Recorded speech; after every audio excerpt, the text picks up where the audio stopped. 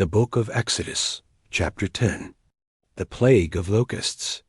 Then the Lord said to Moses, Go to Pharaoh, for I have hardened his heart and the heart of his servants, making them determined and unresponsive, so that I may exhibit my signs of divine power among them, and that you may recount and explain in the hearing of your son and your grandson what I have done repeatedly to make a mockery of them known. Egyptians, my signs of divine power, which I have done among them, so that you may know without any doubt and recognize clearly that I am the Lord. So Moses and Aaron went to Pharaoh and said to him, Thus says the Lord, the God of the Hebrews, How long will you refuse to humble yourself before me? Let my people go, so that they may serve me. For if you refuse to let my people go, then hear this. Tomorrow I will bring migratory locusts into your country. They shall cover the visible surface of the land, so that no one will be able to see the ground. And they will eat the rest of what has remained, that is, the vegetation left after the hail, and they will eat every one of your trees that grows in the field.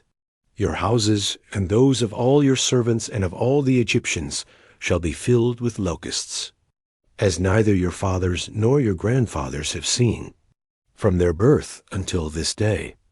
Then Moses turned and left Pharaoh. Pharaoh's servants said to him, How long shall this man be a trap to us? Let the men go, so that they may serve the Lord their God. Do you not realize that Egypt is destroyed? So Moses and Aaron were brought back to Pharaoh, and he said to them, Go, serve the Lord your God. Who specifically are the ones that are going? Moses said, We will go with our young and our old, with our sons and our daughters, with our flocks and our herds, all of us and all that we have. For we must hold a feast to the Lord. Pharaoh said to them, The Lord be with you, to help you, if I ever let you go with your children, because you will never return. Look, be forewarned, you have an evil plan in mind. No. Go now, you who are men, without your families, and serve the Lord, if that is what you want. So Moses and Aaron were driven from Pharaoh's presence. Then the Lord said to Moses, Stretch out your hand over the land of Egypt for the locusts, so that they may come up on the land of Egypt and eat all the plants of the land, all that the hail has left. So Moses stretched out his staff over the land of Egypt, and the Lord brought an east wind on the land all that day and all that night. When it was morning, the east wind had brought the swarms of locusts. The locusts came up over all the land of Egypt and settled down in the whole territory, a very dreadful mass of them. Never before were there such locusts as these, nor will there ever be again. For they covered the visible surface of the land, so that the ground was darkened. And they ate every plant of the land, and all the fruit of the trees which the hail had left. There remained not a green thing on the trees or the plants of the field throughout all the land of Egypt. Then Pharaoh hurried to call for Moses and Aaron, and he said, I have sinned against the Lord your God and against you.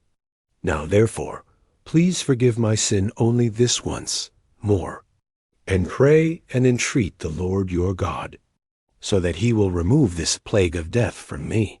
Moses left Pharaoh and entreated the Lord.